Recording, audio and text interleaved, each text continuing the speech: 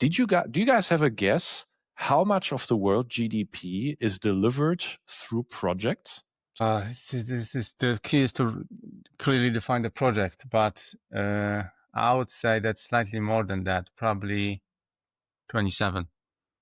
You're very, very good. So it's in post-war times, in mature economies, the national average is 22 to 28% of the entire post-war mature economies delivered through projects. In emerging economies outside of war, it's about 40%. Who shaves the biggest profits in AI? Where does all the money go? Well, right now, I think the large one, right? The large guys. So, what's their name? OpenAI's, these people, I think. Yeah, the infrastructure, no? The data centers themselves, the operation. And so, who sells the materials for the data centers? Yeah. Oh, yeah. NVIDIA. NVIDIA, right? Oh, yeah, so, that's true.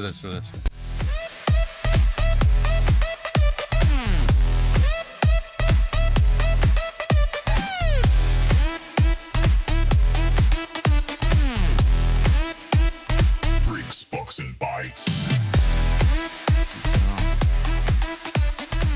Okay. Hey, Martin, have you been cooking this week? I've been sunbathing this week. Oh. Why? No, just thought that you might have been a little bit hot. Thank you. Yes, so hot. So hot. Okay, no one gets it, but if people have been following the Good news, show over. Yeah, you will know that Europe is definitely over here in London. We have been cooking because of the heat, which has led me to, well, this was not the trigger for me to get aircon, but I'm finally getting AC installed in my house, which was actually planned before this mega heat wave that we had. So yeah, there's a little bit of drilling. I apologize. You used to have this air conditioning unit, which you basically are cooling your room. You open simultaneously, you opening up the window to take this hose up, which is like 100 mil diameter. So everything that you cool, that you lower down the temperature inside the room, everything comes out straight away because the window is open. How damp is it? Oh my God. Makes no sense. And then you also have to have a little hose to drain the water. So I have like a bin behind the AC unit with a transparent hose which fills up with water. So every now and then I have to take the bin, which is full up with water, and dump it into the shower drain. And there you go. So now I've upgraded my life. Funny enough, I saw a customer today, and he was saying that he has a gut feeling, or whatever his gut feeling is, that in London, because of the way the walls are constructed, there's no insulation for most of the housing stock. The air conditioning business is going to boom. So this was someone just saying without not being in construction and making a claim. So maybe there's something in it. Well, the installers here, actually, who are relatively, I would say probably a team of 5. They currently have 22 jobs like awaiting install, which is like a very good pipeline. So maybe that kind of signifies how much people are interested in getting AC into the house. How about Germany, Patric? Is it common over there for people to have AC?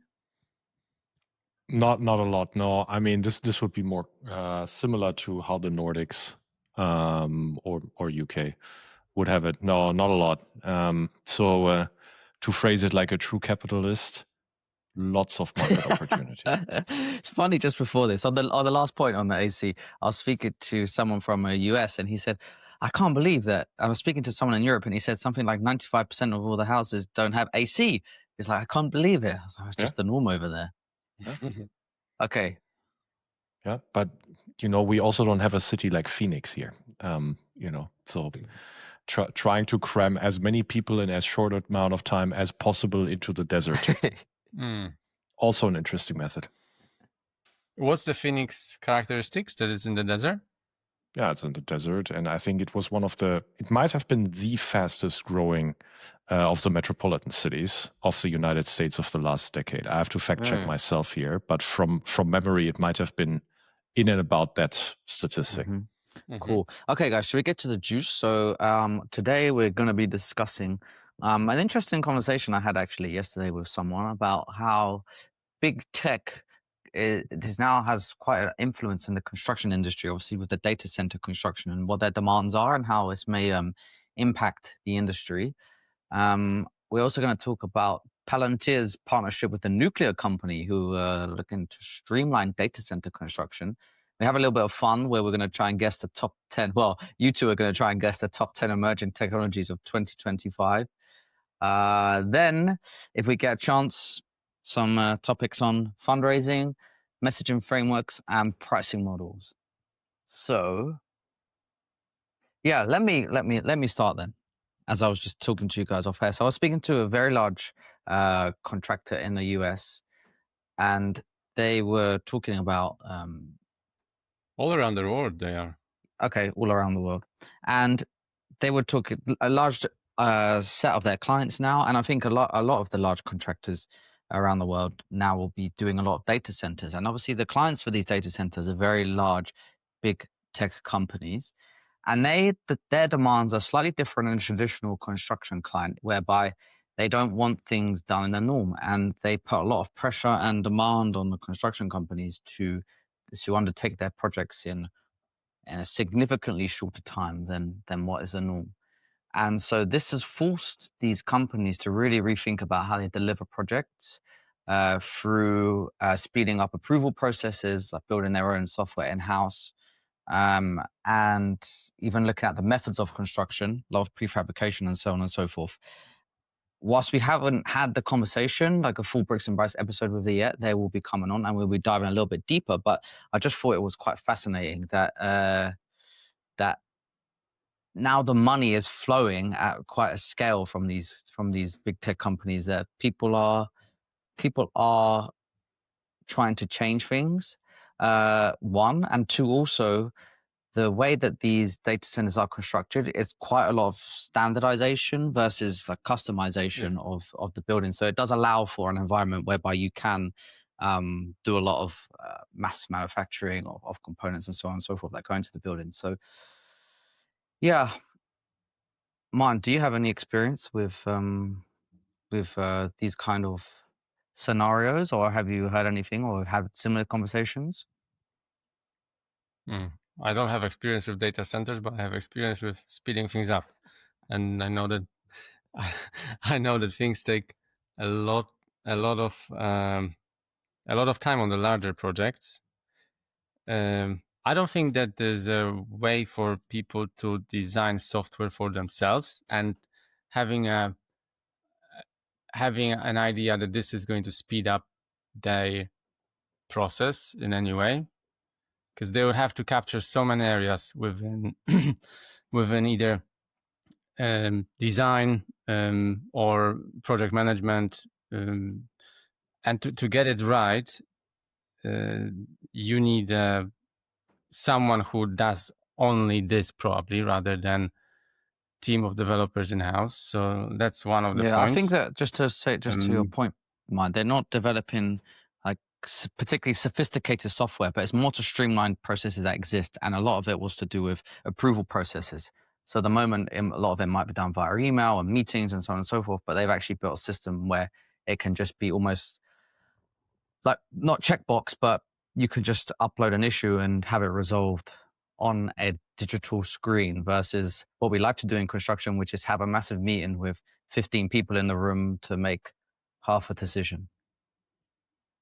Yeah, well, that's product management software, right? It could be, yeah. I don't know. I think construction of the large projects, it's not something that you can speed up unless you modularize it somehow and you assemble just components on site. If you have lots of moving parts and casting things on site, building things on site, it's nearly impossible to get it right without any delays, I think. So I don't think it's that much about software on site. It's more about streamlining the logistics of putting all of these things together. So I have a few thoughts on this, and some of them are positive, some of them are a little bit more critical. So number one, if you guys remember, we discussed actually in the context of the nuclear reactors episode a couple months ago. If you guys remember that one, we discussed that the reason why China is able to deliver nuclear power plants at a substantially lower cost and a substantially accelerated time frame is because there's repetition. And because there is demand for repetition, it is economical to actually then think about how can I standardize it in a way where from a physical product perspective and from my process perspective, I can deliver this more quickly, right? So SpaceX is the same if you think about it. So if you think about one rocket launch a year, there's absolutely no incentive to standardize. You don't standardize the infrastructure where to launch from, blah, blah, blah, blah, blah. But once you reframe the problem because you say, hey, I think I will have demand for 1,000 launches a year, then all of a sudden that demand shapes how you think about the capacity, right? And in the nuclear reactors episode that we had, that was the same thing. So here, that's what I see positive, and how I'm reacting to the person that you spoke to is, hey, if I can really believe that the demand for data centers is going to be more or less timeless, and that there is going to be so many per year coming my way, then that gives me a mandate economically to think about how I can deliver that at an accelerated time frame and at substantially cheaper cost. That is great. Where I struggle is, in my opinion, none of that actually is solved with software first. I do need software to coordinate that. Yeah. I do need software to do all of that, but the software alone doesn't do anything for me until I actually think about how to improve my capacity. This is entirely about capacity. So if I want to, here's an interesting stat. I don't think I shared that ever with anyone online. Do you guys have a guess how much of the world GDP is delivered through projects? So that includes construction and any other kind of capital projects that you would see, the space economy included. How much of the world GDP comes through projects? Do you mean like ships as well, planes as well? Ships also included, building planes also 10%. included, correct. How much? 10%? I would say, this is the key is to clearly define the project, but I would say that's slightly more than that, probably 27. You're very, very good. So it's in post-war times, in mature economies, the national average is 22 to 28% of the entire post-war mature economies delivered through projects. In emerging economies outside of war, it's about 40%. So China was 40% for the last 3 decades delivered through projects. That's interesting. And actually. in war times, it can reach above 40%. Right? Why do I say that? Because projects, when they become timeless demand, there is a demand overhang and you typically don't have enough capacity. And you know what you don't solve that with? Software. It's always a capacity problem. So when this person that you spoke with tells me, hey, I'm really excited about this market, the demand is shaping up and it's going to be plannable, recurring, timeless demand, and that's why I want to get into that market and want to professionalize, I would say, fantastic. What are you going to do about your capacity? What do you mean by capacity, Patric, in this sense? Let me give you an example, right? So imagine you anticipate the steel demand in a country to go up by 50%. Why would you build software first? What you would build is factories, right? Yeah. Now you get into the famous pig cycle if that demand is actually not timeless and it's cyclical. So that's sort of what you would have to establish, that the 50%, so India is like that, right? So I don't think anyone believes right now that investing in capacity of any kind of material or product or whatever is actually going to run into a cycle just yet. That will come much later. Why would I invest in software rather than the factory? I would invest in the factory, right? If I want to have access to space and monopolize the access to space, dude, I'm not building software. I'm building a fucking launch ramp and a reusable rocket. Yeah, so it's more tangible than just software. Yeah, I think I don't want to say I don't like software, but this is having a very pragmatic way of like looking at things in construction. Software is just a piece of construction. It's not. I have one more thought-provoking one for you, Martin, and Owen.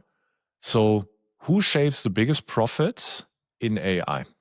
Who shaves the biggest profits in AI? Where does all the money go? Well, right now, I think the large one, right? The large guys. So, what's their name? OpenAI's, these people, I think. Yeah, the infrastructure, no? The data centers themselves, the operation. And so, who sells the materials for the data centers? Yeah. Oh, yeah. NVIDIA. NVIDIA, right? Oh, yeah. So, that's true. Yeah. Again, you build chips, man. So that's interesting, like what you said. So, so the capacity is, like you mentioned China as well. So one of the probably controversial things in my head right now is that in planned economies, you can plan things that needs to be done to get things done, right? To get these ships out, get these plants on, etc. In economies, I don't want to get into politics, but I have to say it because that's connected, where there is a lack of certain priorities, or the priorities are going sideways. It's difficult to execute the path to clear demand creation, right? So I actually think that that's what's happening perhaps in the more like Western world, compared to more planned economies, like for example. That's what the difference between 40% China for 3 decades delivered through projects and 22 to 28% delivered in the US and in Europe through projects. That difference is exactly what you're describing. Yes. So I think we got this coordination leadership type of problem. And then once we have that, then we have then we can clearly plan for the demand, and there will be much more software, hardware, robotics in certain areas, because there will be a scope for the next repeatable project, right? I agree.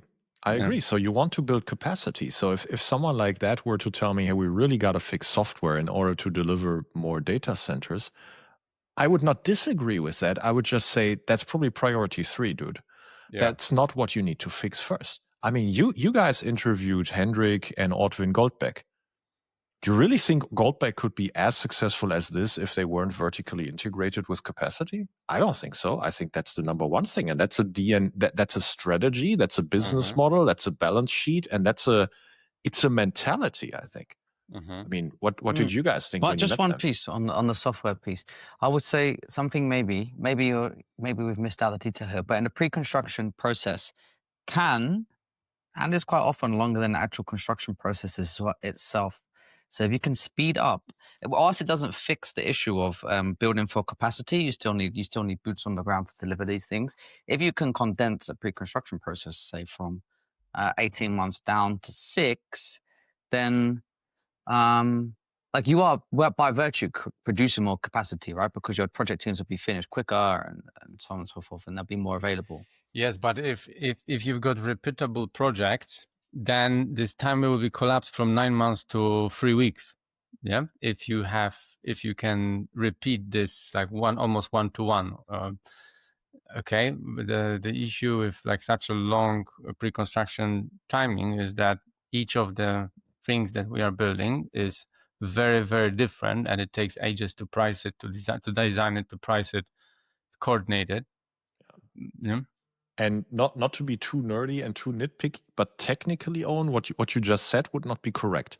So you said, hey, if I can collapse the pre-construction time, I'm increasing the capacity. So not technically. What you're doing is you're decreasing the throughput time, but you're actually not increasing the number of units that can be built. You are doing more serially, okay, but you're actually not parallelizing. So if you think about it in a factory context, right? So you would shorten the conveyor belt, but actually the amount of stuff, the bottleneck in the end is still the same, and that's why how many things you can actually push through the conveyor belt is the same amount. Yeah, good point. Patric, what was the question on Goldbeck? Yeah, so you met them, right? I mean, sorry, I was just positing. I think it's strategy, business model, balance sheet, and a whole culture and a mentality if you want to assume capacity as part of your GC model. Yeah, I don't think they particularly over-index on. It's like what is the right term? Perhaps flywheel that they have spinning there, very effective. I don't think they're particularly heavy in like delivery or software or anything. It's like a moving ship.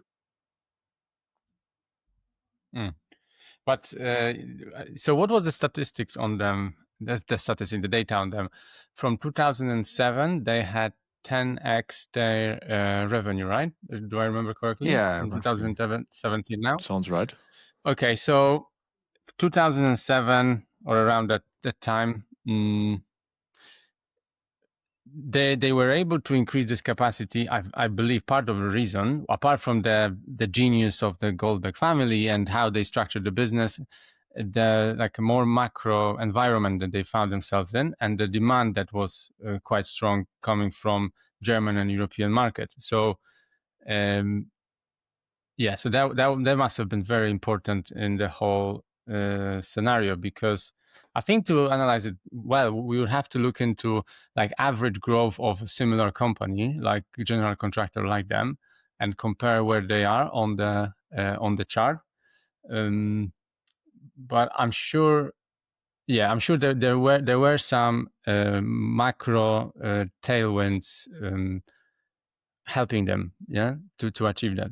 But the idea of vertical integration, that's I'm sure at the core of the success. Yeah, and I think if you want to standardize products like parking garages in their case, warehouses, etc., because you have established for yourself, hey, there's a timeless, repeatable, recurring demand for this. We have a mandate to productize it. We have a mandate to then standardize our processes, and then we have a mandate to build the software to manage all of that better. At some point during this exercise, you're realizing I also have a mandate to build the capacity in order to achieve the more throughput, faster throughput and more throughput. And so that's what I'm missing a little bit in the data center discussion is just optimizing your pre-con or just optimizing your on-site coordination. All these things need to be done. I'm here for it. I love it. But I think it's actually not fundamentally rethinking the bottleneck that you would encounter here. And that is, in the end, always going to be capacity. So is there anyone on this planet who has established what's the demand for the data center in the next few years? I'm sure you will find Gartner reports, McKinsey reports, but in the end, no one can be absolutely perfectly correct, right? Also, keep in mind, I mean, the tricky thing about these things is there have been waves of demands that at some point for some black swan event or all of a sudden regulation changes somewhere can actually then drop pretty substantially and change actually all of the investments that you previously made. So that's a little bit the tricky part when you have to predict a new type of demand far out.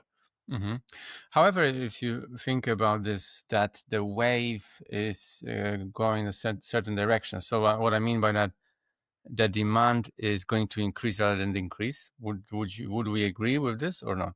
It would be my expectation, but would I sell my house to that bet? It would be a bold bet to make. Just remortgage and put a little bit in.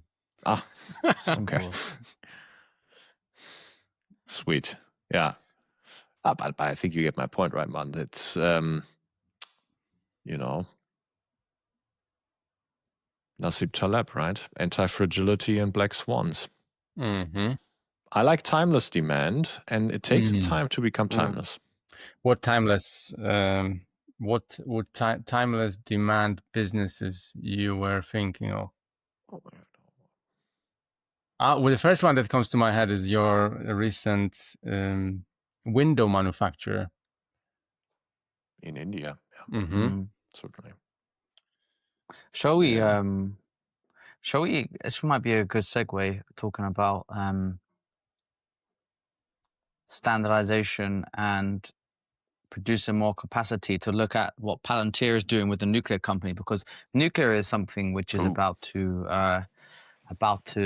or is in the process of erupting around the world, and construction of nuclear as well as data centers. So let's dive into this. I've got something I'll just read off the screen here, so people understand the context. And it says, so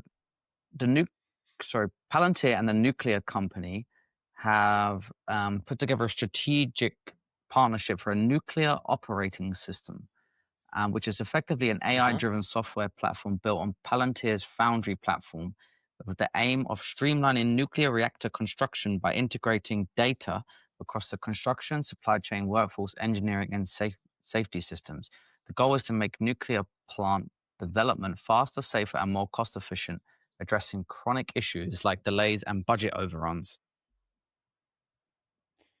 So basically, that's what they're saying is that we will infiltrate your business and we will design software to help you streamline your operations. Yeah, that's what startups in construction do. I didn't know that's Palantir's model. Well, Palantir's model is first and foremost selling really, really large contracts for custom implementations of their exceptional algorithms and Foundry infrastructure. And seems like that is the case here too, right? But could this be, say this works out well? You still have the same issue, Patric, that you brought up earlier, I think. With companies being able to increase their capacity in order to deliver on the demand of these nuclear reactors. Because say you streamline this whole process, who's actually going to build? Who's then actually going to build them? Well, they will build it, but they will help them optimize the process and to streamline it. Yeah, I guess from the software point of view. Mm-hmm. Yeah, I mean, this becomes valid if your bottleneck and the capacity that you need to optimize is actually labor rather than, for example, materials or machines or the supply chain around that. I'm way too long outside of the utilities industry to know whether that is currently the bottleneck. But if that were the case today, then maybe this is the bottleneck they're trying to solve.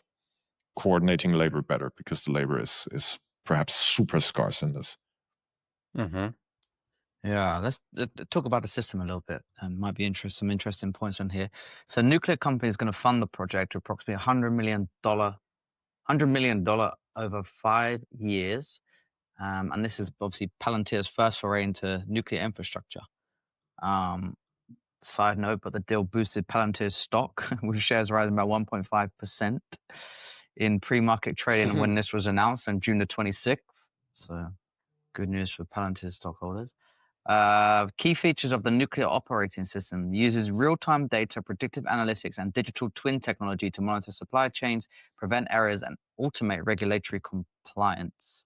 And it's part of Palantir's Warp Speed initiative, with dedicated engineers embedded into the nuclear company's teams to unify previously siloed data.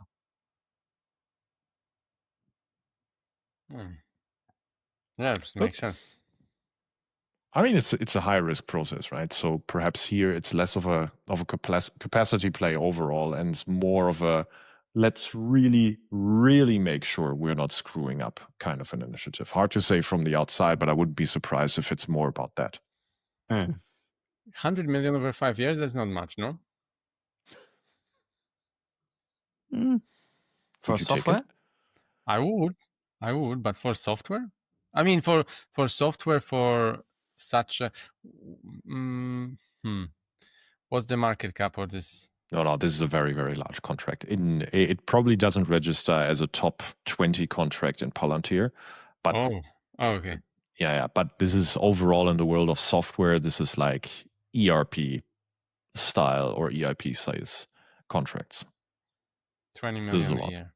Okay. Well, so US has goals to expand its nuclear capacity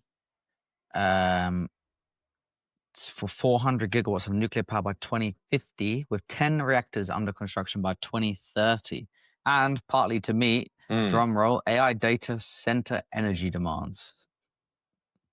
And of course, national security to maintain US leadership over China. God bless AI.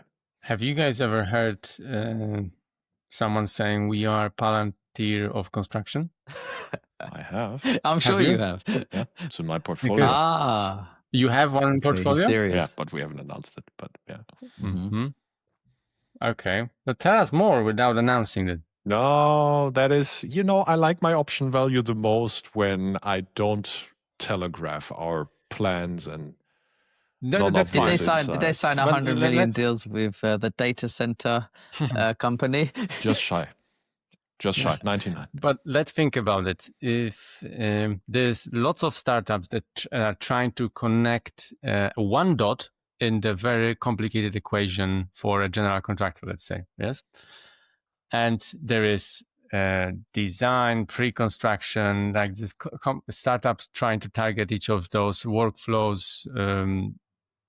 And why someone wouldn't just, like I said earlier, infiltrate a business, say to them, we are experts in this. We can reduce your cost delays, increase your productivity, enable analytics like Palantir promises, and do it for, let's say, general contractor on the large case within their business. Wouldn't that make sense rather than a general contractor purchasing 7 different software solutions from 7 different vendors and then trying to piece all of it together? So I think we're moving into that state of the market that realizes that. And I spoke today to someone that is quite clued in on the American GC market. And there we see exactly what we talked about here. And also we at Fundamental have been talking about for 1.5 years is there's just solution fatigue. And there are entire hiatuses on purchasing new point solutions. You are seeing a subset of what you're describing already, or maybe a precursor of what you're describing, Martin. But it is not a software procurement problem that you're figuring out. So it's not like, hey, now I take 7-point solutions and finally someone gives me the ability to procure a bundle. That's the subordinated problem that in my opinion you have to think about. In my opinion, you have to think about truly how to restack the entire business of a general contractor so that the processes that they have actually get standardized and then they get automated. And that's something that, for example, in the example of Palantir meets the nuclear company, I think it will be a waste of money if the nuclear company were to say, hey, you know what, dear Palantir, don't touch our processes. We only want you to give us analyses on how we do things. That would be a waste of money. If, however, the mandate to Palantir is, hey, let us figure out together over 5 years which processes we can do differently and which we can automate, and you just happen to have the technology for that, and then we embed it in an integrated way, that would be a sensible project in my opinion. And I think that applied to overall of the GC market, that's the opportunity. So who would do this then? Like, because in the private equity, I've heard there is this. That's what they do. They get inside the company or buy part of it or partner with the company, and then they make it more efficient. Is it way that private equity has been doing it? But who's going to do it? Like a startup or more mature kind of entity which has some track record of like private equity kind of like so venture. you wouldn't do the private. I would be very surprised if anybody would dare to apply the private equity playbook to general contractors. It's a project business, unstable cash flows, many of them are underwater on projects, so it's not a business that you can actually leverage capital for. And so that's the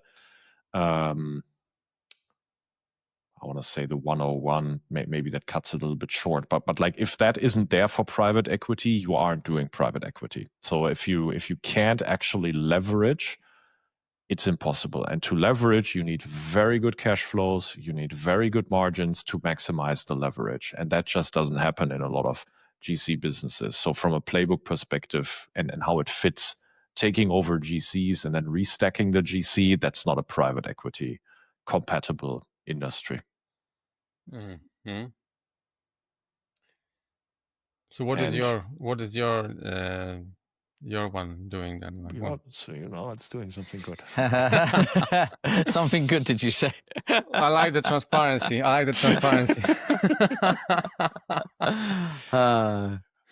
You can flip it around, right? So if you had to found something, what would you found? If I was to find something, what would I find? No, if you were to found this company to tackle this opportunity. Okay, that's a very good. I like this reverse engineering kind of situation. So I think that instead of what doesn't align with in my head, not knowing who they are and what they do, is it cannot be startup, because startups they are trying to usually attack just one very narrow niche within construction, for example. So how could they do it on the larger scale, touching each and every vertical, make it more seamless? So I just don't know.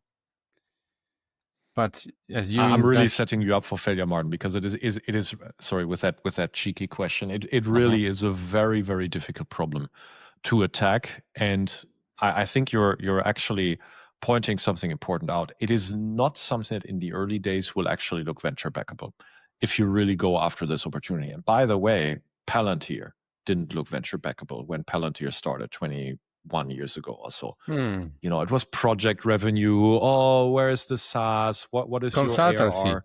Yeah, exactly, right? Yeah. But so because it had the ability to compound insanely, it is now the behemoth that it is. So what was the latest market cap? 250 billion. I think it 5x'd in the last year. It's nuts. It's absolutely nuts. It's a fantastic compounding business. Beautiful. How many billion? You said 5 billion? It might be 250 now. I think it 5x'd its market cap in the last year. So 250 market cap, and they went up 1.5% based on 20 million. Actually. 20 million. $320 annual new contract. Bigger than Tesla, huh? So 320 billion as of today, and at 5x in the last year. Wow. At that scale, huh? At that scale. That's crazy. Shall we move on?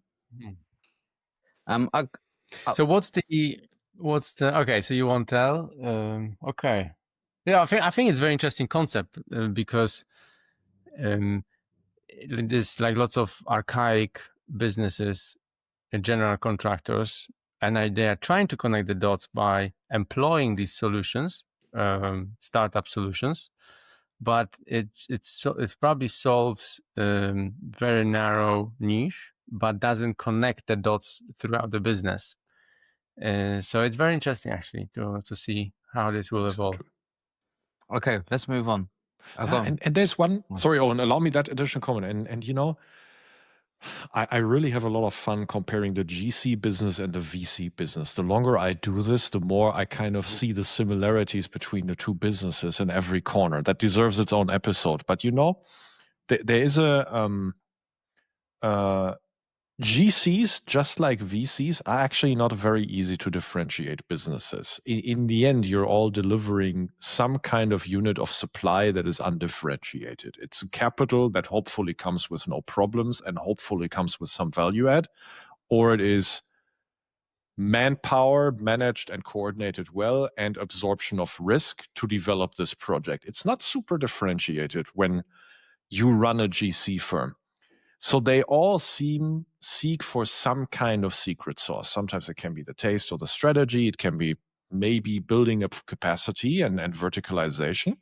But many of them don't do either, right? And so when you talk to the owners of large GCs, they're aware of this problem. And all of them will say, yeah, but my processes are different. My libraries in Revit are different. I have automated this part of the software over the years. So you actually do see how they want to differentiate on the process level from their competitors. And I think it's this aspect, to your point, Martin, where coming in and helping them achieve more of that is actually a good opportunity. Yes. Yes, because like I said, in a very fragmented business, you need to put, well, not necessarily need to, but you need to try to get to the center of the gravity, each of these departments, and move them together so that it's more seamless process rather than having champions within verticals and then not holistically grabbing the whole process forward. It's my bad way of trying to explain things, but I hope you guys got Didn't it. understand any of it, but we'll move on. Shall we? Okay, let's have some fun with this. So I found this this article which talks about the top 10 emerging technologies of 2025 according to the World Economic Forum. So if you can guess one of them, then I will deliver you a prize. If you can guess one, then I would almost bet my something that you will not be able to guess two. So, Okay. Martin, I'll be a fair player. You go first. I mean, so that's not mention AI. Okay, so let's start outside of this one. Is that even emerging anymore?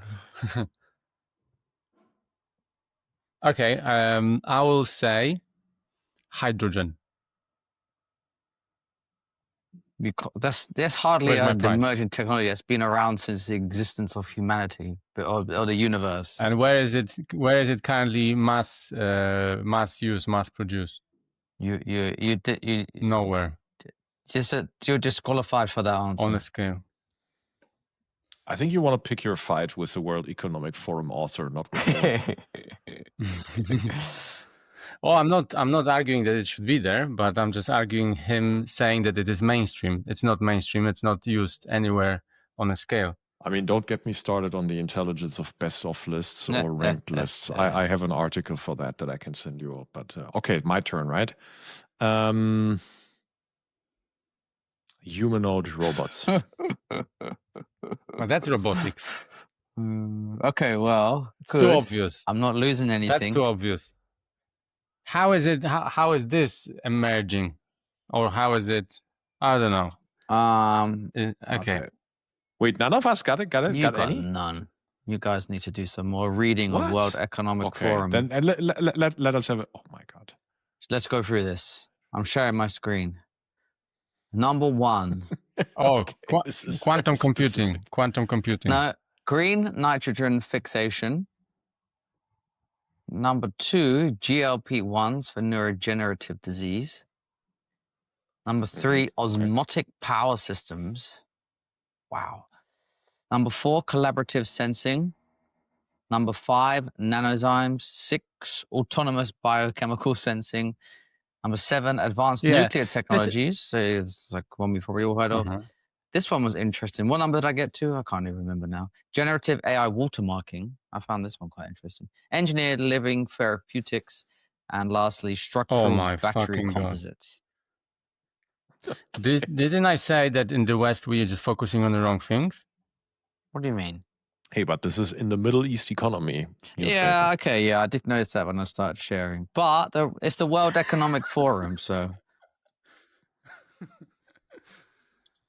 I mean, these are very specific ones. Very specific. Good for us. Have you heard of this? Maybe people could relate to this a little bit more. Generative AI watermarking, so which basically embeds invisible markers in text, images, audio, and video to verify authenticity and trace origins. As AI content proliferates, these technologies help combat misinformation and protect intellectual property.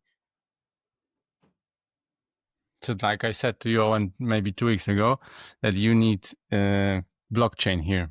That's where the probably blockchain will have. It's one of the very few use cases. Prove it. Well, we'll see. Also, as we just discussed, advanced nuclear technologies.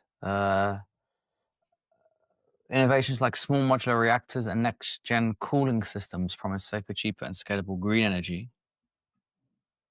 It's actually not a bad list, I have Hey, to a say. fusion. I've seen a few fusion startups emerging or becoming more mainstream in the last few years.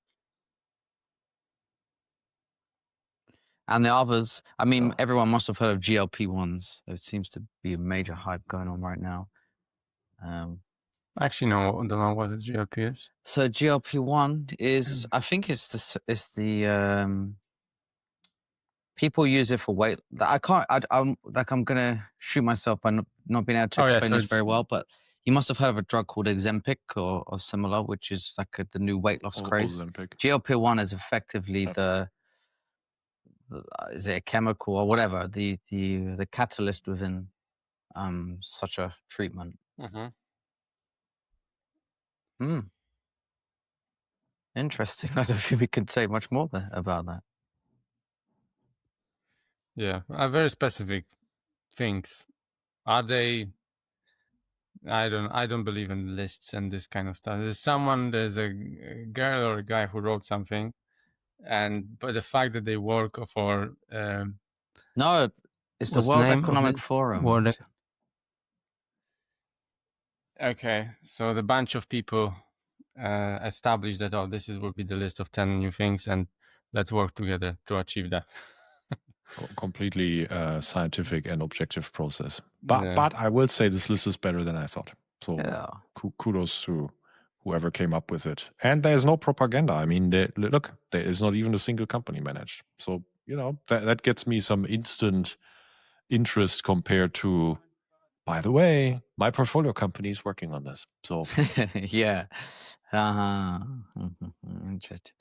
Okay, shall we move on to I saw a funny article on Sifted actually earlier today.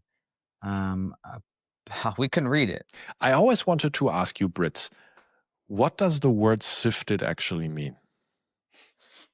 No, Is that when I put something through a siphon? Or no, sifted siphon? means like if you sifted through something, then you just sort of went through it, scanned, and just like, you send me something, I'll say, hey, Patric, I sifted through what you sent me. And it would just mean that I like had a quick look over it, but probably didn't read like it. skimmed. Yeah. Okay. That's a good day, man. That's the British definition of this.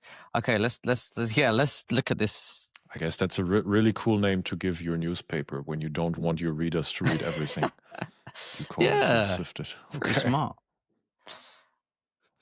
for most newspapers. Okay, let me share this other one then. Okay, just as a disclaimer here, I have not read the article, but the headline and the blurb, should I say, and I had also seen a few posts on places like LinkedIn and various about these so-called fundraising consultants and people being effectively scammed by by these people who are helping companies to raise money. Patric, have you come across this from a venture perspective before? So not from my portfolio, because my portfolio companies would obviously not touch this. On the side of getting emails from these fundraising advisors, yeah, you get a few a week. Mine, have you? What is this about? Or they Well, basically, if you're a startup, you want to raise capital, you hire a consultant to help you through the process. But not in. They're saying that it's a little bit of a wild west, and it's a little bit controversial, perhaps. I mean, the only controversial part is that if someone is, they can't, they need the capital to do something and they really want it, and they can't attract someone to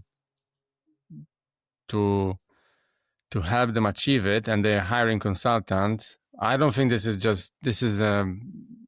good. I don't think it has much sense, really, because but I don't know. It's just my way of thinking that you're hiring someone, you're probably paying them something to get you an investor on board, to get a commodity, which is money. Yeah, probably not. So then if you are paying someone to sort some commodity for you, which is money, then that means that investors that you are dealing with, it can be whoever has some money. What's the value of money only here? Yeah, fair enough. And it says like you can almost get consultancy for just about anything you want in life these days. There's a consultant for that. But basically, the article says.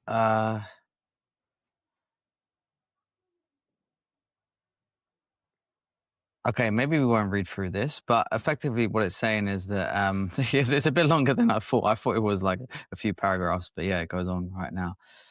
But basically, these people are a little bit rogue, and they 2.5K people have been upfront? paying them and getting nothing back in return. And that apparently maybe they don't even exist. They're just advertising their services. You pay and then they don't show. It's just another scam. Maybe. So it's a scam. That's not promoted. It's a scam, but no, I just wonder why it's like why is it just suddenly come around? It's people are desperate to raise capital. I mean, what is interesting to me, why people would fall into it. Like, yeah, I don't think you have a. I don't want to be insulting anyone, but yeah, if you're falling for such a scams, then how good of entrepreneur can you be? I mean, you can't be outsourcing everything. Yeah. Yeah, I struggle with it. So I think first of all, let's acknowledge that I really feel bad for the victims that are mentioned here in this article. So if all of this is true, I think that is truly victimized, and I think more than enough to feel sorry for them. On the other hand, I can't let the founders here off the hook of taking blame and accountability falling for this. Here's why. If you're an early stage, and let's differentiate into two sets of company classes, early stage and later stage. So here the cases are made that it's about early stage fundraising advisors. If you're early stage, it won't take you a lot of research, half an hour, to find that the early stage venture investment ecosystem is fairly institutionalized and let's call it professionalized. Of course, you can get all sorts of experiences, but the one thing that the institutionalization and professionalization, the liquidity in the market that is there has done is it's their job to find you, to evaluate you. It's not their job to say yes, but it's their job to find you and evaluate you.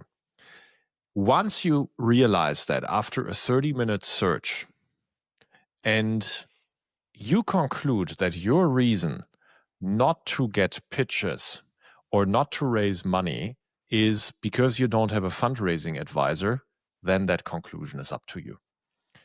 Because that will not be the reason. It won't, in almost all of the cases, it won't be because you can't send an email to a VC or you can't rise to the top of their inbox. Guys, I can tell you that is never the problem. Never. I read every email that I get inbound and I evaluate every pitch deck that I get. And yet I say no close to 1,000 times every year. That's not because I don't read it. That's because I'm not a fit for you. So if I can't come to that conclusion as an early stage founder, and that's why I then find a fundraising advisor to help me market myself, that decision is on me. Yeah, you just put it in a nice way. I just think that these people that just have to take some lesson, and this is one of the business lessons that they had to become better. But I think it's actually pretty dumb to fall into these traps. and it I will mean, happen Martin, you have many to, more before you times say on stuff the like that, you journey. have to understand the context. Like people fall for scams, right? I mean, that someone is way smarter and has dressed it in such a way that which is easy to fall for. So it's not always their fault. No, I think it is your fault. But it's okay. It's okay to make mistakes, and you just have to move on. But I don't think there's a. I don't think you should be crying about it. You just move on and you don't do it again. But you can't blame someone else for the fact that someone scammed you. Yeah, this is like kind of your life, your business, your thing. So you made a mistake and just move on. Yeah. Yeah. I think there are cases where even after many hours of research and diligence, I might never find out what the other person has hidden from me, right? So that's the reason why insurances say, I can't underwrite fraud. But this is not that case. That's why I'm saying this is literally a realization you can have after 30 minutes. So that's what I said. It's a dumb behavior. So if it took me 3 months or 3 years to find that out, long feedback cycle before that I can get manipulated and scammed, I think then it's a different case. But here I can find out after 30 minutes of research. Enough capital in the market, enough liquidity, enough institutionalization, enough professionalization.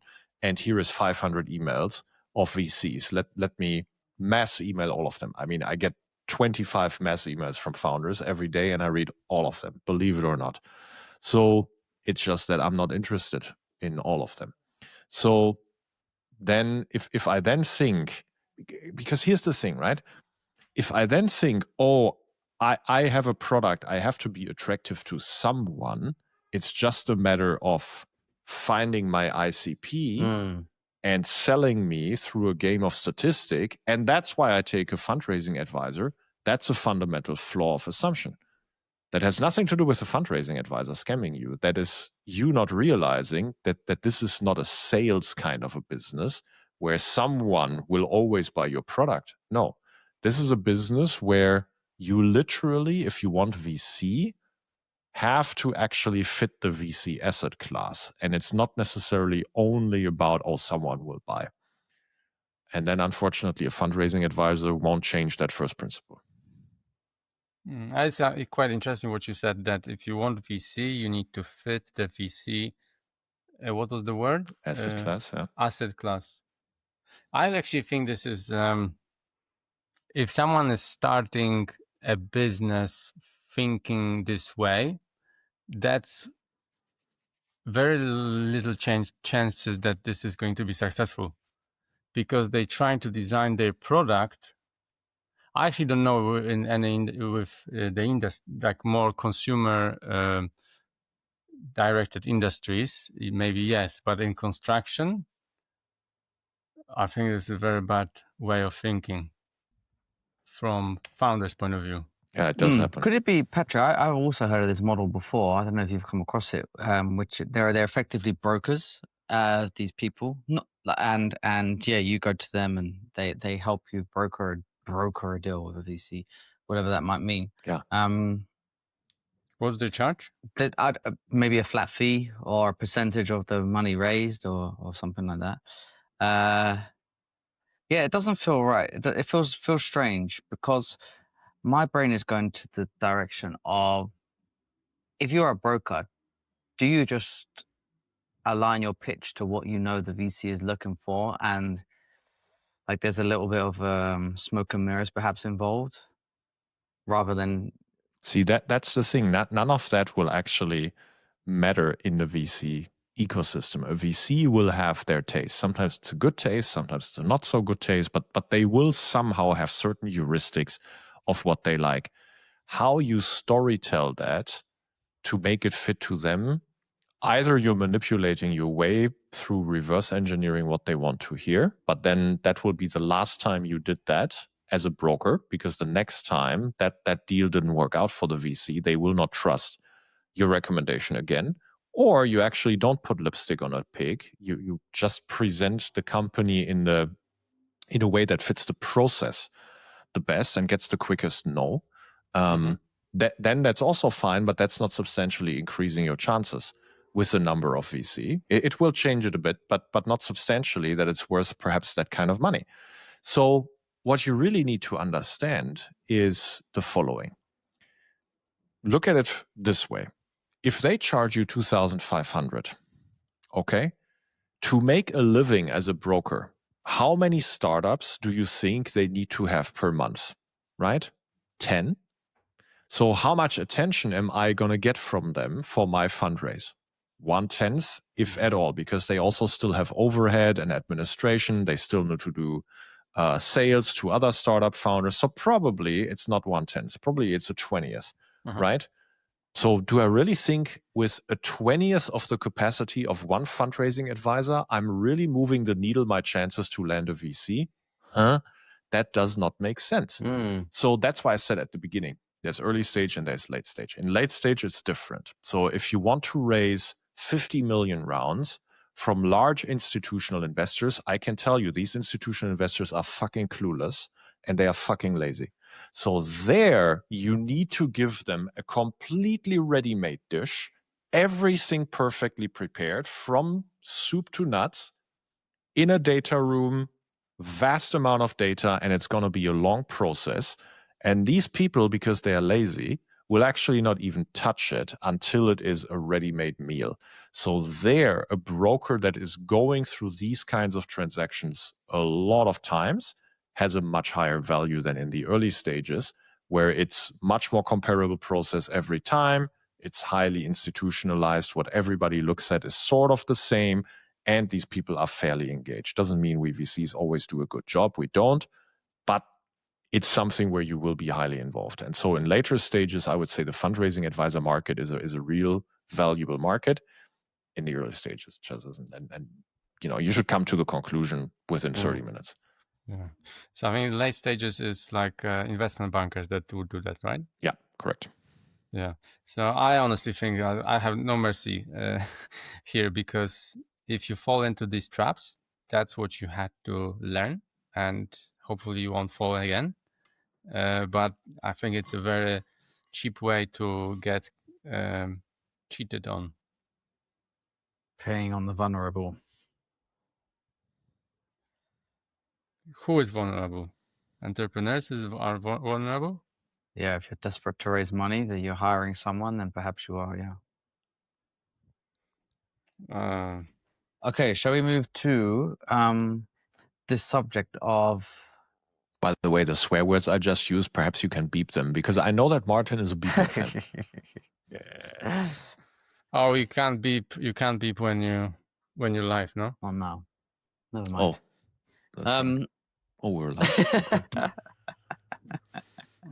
Okay. I wanted to bring up this subject. Just a little takeaway from a podcast we just recently released with Kevin. So to give you some context on Kevin Ferguson, we actually spoke about him a while ago, maybe over a year ago, because he was doing the product marketing for Edify. And off the back of that, he gave us some interesting stuff to discuss on the podcast, which we did. And then we just also recorded a podcast and released it last Thursday, I think it was, with him.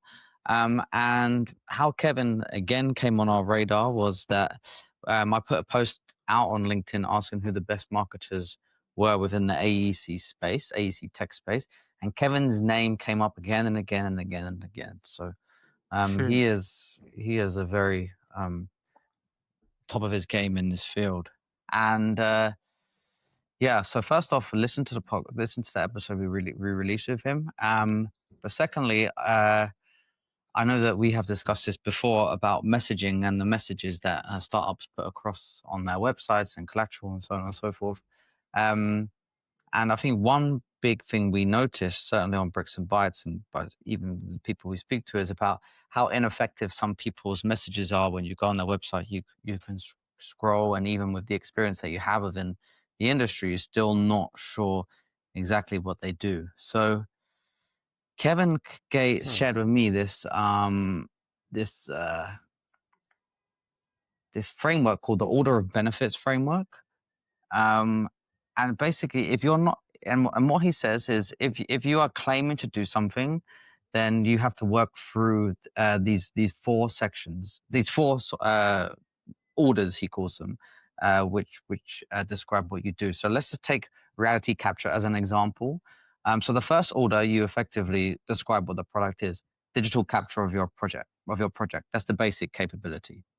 Second order benefit, you walk through without visiting the site. Brilliant. You don't have to go to site. You can get a full view of everything that's going on. Third order, track progress and approve pay applications. So this is the practical outcome as a result of not having to visit the site and using a reality capture solution. And then fourth order benefit, de-risk your projects by being less leveraged. And effectively, when he's working with people, he uses this framework to help them describe the benefits that their products are delivering to the market. I just thought it was an interesting thing for people to think about. So rather than just describing like one single benefit you're providing, you give second, third, and fourth orders. And that seems to have some, in the marketing world, some magical effect on people who are scouting for your product. What do you guys think? I think this could be an interesting tutorial if we could have him back on and he could teach us a few things live. That would be quite cool, actually. I like the framework. Yeah, and that was just one little bit of it. Like we spoke for well over an hour, but this is something that stuck with me. And he also has some frameworks, so we can share the pieces of paper to help people do this. Do you guys think that it's easier to go to market in a space where there is competition or there is no competition? Because my only experience in selling things is where there is competition around me, so that, and I don't know how it is and how it would be if there is no solution like I have. I don't think there's I don't think one's better than the other, but the strategy would be slightly different, or maybe it wouldn't. Because I think if there's no competition, there's no one really to benchmark what you're doing against. Therefore, you would really, it would really come down to how much you speak to your customers and how much you're actually doing what they tell you effectively. But I think it's completely different approach if there is competition or there's no competition. But even if there is competition, you still got to be listening to the people who are writing you checks. Of course, yeah. So all you would be. I love no competition. You love no competition? No, I love no competition. Oh, you love. So in the end, the objective must be to be a monopoly, right? Yeah. So that obviously is, unless you're a natural monopoly, almost never achievable. Unless you define monopoly as at my performance, there is no substitute. So that would be what I like to invest in. But there will still be other players that at a substantially lower performance could render the same outcome. So that's the kind of businesses and markets that I like to be in. But I would define it from the other way, Martin. So if I'm in a market where the demand is not established, the demand is nascent, the purchasing governance isn't established, the behavior, what to do with my solution isn't established. Yeah, you're defining startup which is trying to sell a no, service, not necessarily, because a startup can actually attack very much into established demand and established buying governance and purchasing governance, etc. So but is no, it then not startup? necessarily. Is it then a startup? Like trying to? Okay, sorry. Yeah, I just think. Yeah, you're right. I think rockets existed before SpaceX, right? And well, so thinking about purchasing Snapshot, launches, for example, they compete with Autodesk, and there is a competition there. They have just better product, and so yeah. So, yeah, but still, exactly. So actually, most of the companies that you can start will have established demand, buying patterns, etc. But every now and then you will actually see companies for which demand isn't established. A lot of the deep tech stuff can fall into that category. Sometimes new types of materials, for example. But it can be across the spectrum. So for me, that's something I'm typically less excited about. So if the result that I don't have a competition at my performance or substitutes at my performance is because the demand hasn't been developed yet, oftentimes that won't work on a venture time scale. But if it's the result of me just outperforming everyone, that's pretty amazing. Yeah. Plus on maybe it's the same argument, but you will notice that you're probably going to have to spend a lot more money to educate the market that this product exists if you're creating something completely new and novel. And obviously that's going to cost more money. So it's an interesting thing to think about. If the market's already established and people are already building, then people know. Whereas if you have to educate, then that costs money to educate, and it takes time and energy and grit to do that. Does it really cost more money to educate? Is it not case by Apple case? iPad. Apple iPad is exactly that. What do you mean? Well, there was no iPad before, right? So there wasn't even that form factor before. So Apple created that category, that product category, and was hugely successful because it was Apple and there was marketing behind it, targeting consumers where, if you try to do the same thing in the enterprise segment, it's much, much more painful because then you have work behaviors associated with it, etc. But then, Apple iPad was there for a couple of years and founders thought, hey, perhaps I could introduce augmented reality to architecture. That started in and around 2013, 14, 15. That demand pattern didn't exist just yet. And so these founders saw a slower uptake of wonderful solutions that they actually developed. So for me, that's a market I'm then carefully evaluating. And if that's the reason why there's no competition, that's not a good reason. Okay. We can do some more on that. We'll ask Kevin to come. Hey, do you want to just talk last 5 minutes or so? Mine, I know you're desperate to talk about this. Of your major fanboy. My holiday? Usage-based pricing models. Well, I don't know. I just heard this argument, thought, and I thought it's interesting because we spoke with several startup founders who would say that the future, and also not only startup founders but also innovation managers who would say that the future and the preferable way of being charged is consumption based. And he was arguing on one of the recent podcasts that consumption-based pricing models in SaaS are fundamentally flawed and unsustainable in the long term. And can I read it out as I just had a little bit. I'm bit actually interested, yeah. Yeah, he specifically pointed to Snowflake as an example. While consumption pricing can drive short-term adoption, it ultimately destroys your business because customers cannot easily predict which data is valuable and are unwilling to tolerate a variable cost structure that can escalate unpredictably as data usage grows. This leads consumers to seek alternatives such as open source solutions like Postgres or Supperbase to avoid runaway cost.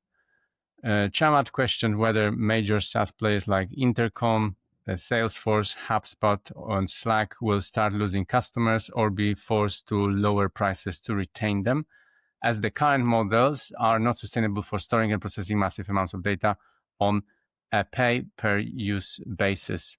And having in mind that he's been working on this idea in 1890, yeah. So I don't know. It's a debate. I'm not. Yeah, I it feels don't know. a little bit uncomfortable. I just want to maybe learn put yourself.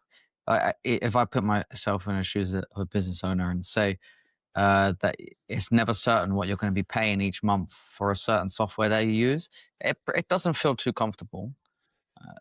Yeah, I don't think it's right as well. So the major point is that the businesses will be unwilling to tolerate a variable cost structure that can escalate unpredictably as the data usage grows. Plus, I've also on this maybe a related point here, not to hijack it, but I know on Google, in certain Google products you use, you put your credit card in and then it just charges you like almost usage. And I did see a story once about someone racking up like an astronomical amount of cost without them being aware because it was a product that they shut down a while ago, but they didn't realize the API or whatever was still running. So that load is enough to scare, well, certainly me. Yeah. And also, sorry, go Martin, on. sorry, who was that? Who was giving this opinion? This was Chamath Palihapitiya. So he was the one that was saying pay-per-use pricing isn't going to go very far, and he was giving the Snowflake example. Yes. Okay, The consumption-based pricing is fundamentally flawed, and it's Okay. unsustainable and will destroy your business model. I'm not saying Okay. yours, but you know what I mean. Yeah, I never spoke to Chamath. I don't even think we have shared friends, at least not that I'm aware of. But I think we need to have a lot of respect for his investment track record, at least from the early fund vintages that he has. I'm not aware with the latest ones. But I will say I think that this opinion is fundamentally flawed and wrong. And I can lay out why I think that. So the best thing that you can do in a business is to convert variable cost into your fixed cost for producing something. So let me give you an example, okay, from construction. If previously you rendered subcontractor services with labor, and that is a variable cost, the more you use it, the more it goes up.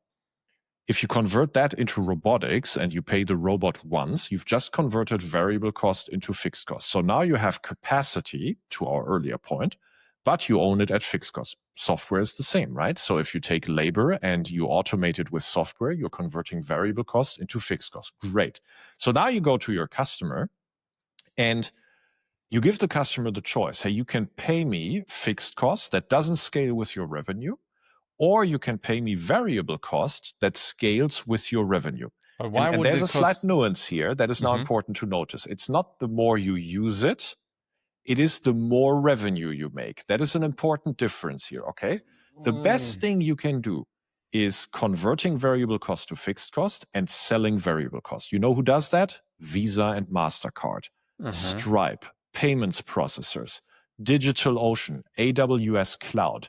All of them have created fixed cost structures with capacity, but they sell variable cost. Why do they say that? And why do they sell that? Because that scales with the revenue of your client. That's something that clients absolutely love, and especially in construction, but not only. The problem that Chamath is experiencing here is something different, and that's what he's missing. The problem is that none of the stuff that he has in mind is actually on the critical path of the client to deliver revenue. So Snowflake and the likes and all these SaaS tools tend to be in a thin slice of the P&L of the customer that doesn't contribute directly to revenue generation. It's buried somewhere in the fixed cost of that customer. And that's why no one is willing to actually pay you variable cost, because it doesn't change your revenue or your gross margin in any traceable way.